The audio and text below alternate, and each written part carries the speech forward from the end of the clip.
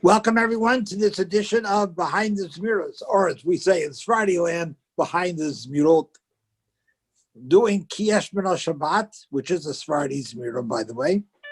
It was composed by the Ibn Ezra, Avraham ben Meir Ibn Ezra, who lived in the 11th, 12th century, 1089 to 1164. And he was born in Spain and buried in Spain. But his fame really is well beyond Spain. He's a very enigmatic individual because, I'll tell you something of his biography. Born in Spain, married. We know a lot about his biography because of the secular poetry that he wrote. Is very autobiographical. And he was married, had 5 children. 4 of his children died very, very young. Only one of his children became an adult, Yitzchak, and he converted to Islam. His wife, Ibn Ezra's wife, died early, so he was really alone in the world, and he became the first professional scholar in residence. He traveled all through Europe. We know that he was in London for several months, and he got as far as Baghdad in Iraq. So he went all over the place, and he was criticized for making mistakes, not quoting Gemaras when there were Gemaras, and his anti-Medrash persona shown through in his commentaries. But really, I think we're too critical about him because, he was traveling in the days where there weren't libraries, and he went from place to place, and really everything he knew was in his head.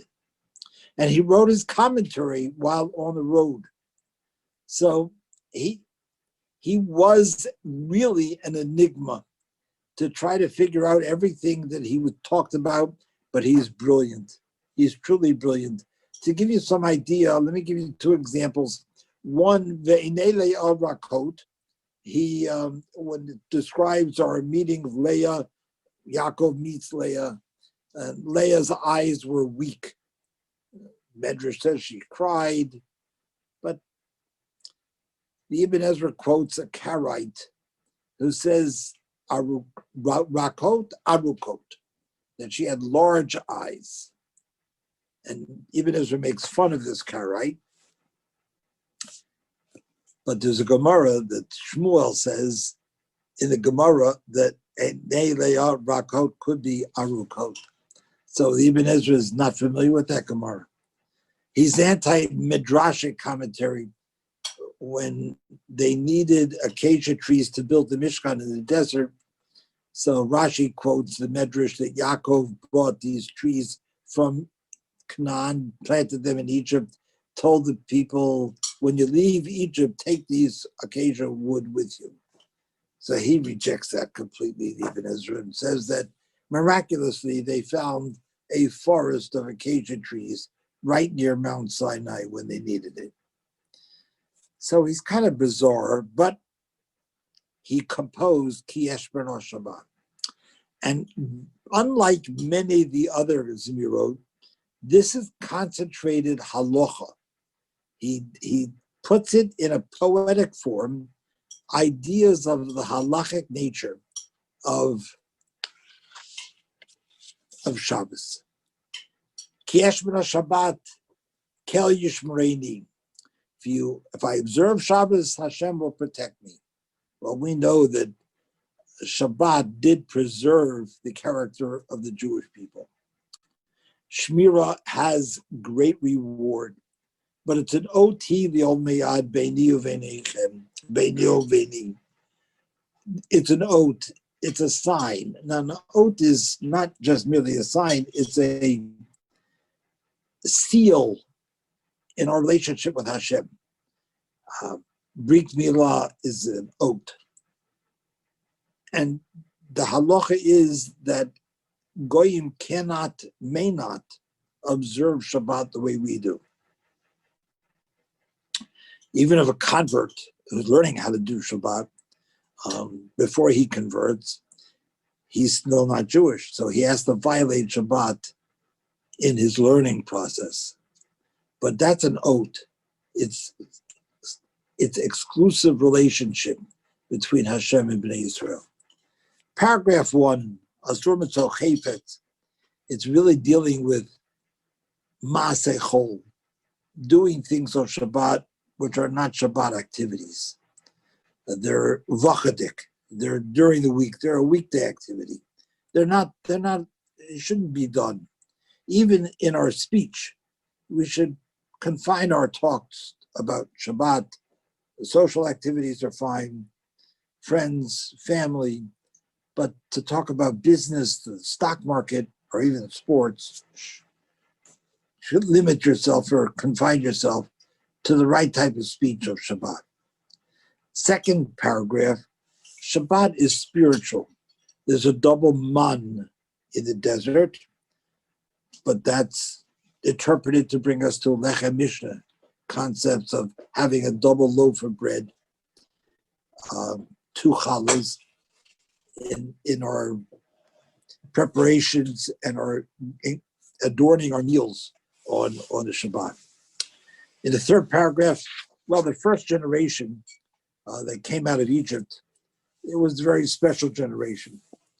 And the lechem, the type of bread that was in the shulchan, in the Beit HaMikdash, or the Mishkan, on the table, it was miraculously fresh, and it was eaten on Shabbat. And if you take a look at the recipe, the Torah gives it, the amount of oil in those loaves of bread would keep it fresh for a whole week. I don't know how we would enjoy that bread, but okay, it was special. We may not fast on Shabbat except for Yom Kippur, and because of the concept of simcha, which is the next paragraph. You should eat ta'anugim, foods that are delightful to eat. An oneg, there's no avelut. If you have Shiva, if your person is sitting Shiva, they still have to observe Shabbat. And no sign of avelut, no sign of mourning is permitted for them to wear on Shabbat. If they have a torn piece of clothing that they wear during Shiva, you wear regular Shabbos clothing on Shabbat. The Shabbat counts as part of the Shiva period, but there's no public display of his mourning on Shabbat. You daven, you get special rewards for the davening that we do on Shabbat. And it's very unique. Rav Soloveitchik used to tell us that the Shabbat Shmona Esrei, the Amidah of Shabbat, is unique because, unlike Yom Tov has a definite format, Atav V'Chartanu, and it's the same Amidah for every Yom Tov. Shabbat has a different Amidah for Mariv, Shachrit, Musaf, Mincha, different themes that are there for Shabbat. So Shabbat davening is very special and unique, and we're supposed to enhance our davening with song and doing it right in terms of the davening experience, and we get a great deal out of Shabbat. You really put into Shabbat, and then you'll get more out of Shabbat. I just want to add one personal message in terms of Shabbat. Well, I'm going to go through this a little bit differently. Every mitzvah has a bracha. If it's a mitzvah bein adam lamakom, there are no brachas for bein adam lakaverom, of interrelationships, mitzvahs. So, but every mitzvah has one bracha, except like Brit Milah, the other oath. Brit Milah, circumcision, has 2 brachot. Al HaMilah, that's the surgical act, and then Lachnisa Brivitot Shel Avraham Avinu, the magical part of the Brit Milah, to incorporate the child into the fold of Judaism. Shabbat is the same type of thing. You can observe Shabbat physical rest, but you're not getting enough out of it. Allow Shabbat to offer you its magic, its mystery, and you'll get more out of it as well. So therefore, going back to the theme, Ki Eshmera Shabbat, if you observe Shabbat, Kel Yishmereni, God will guard you. Shabbat Shalom.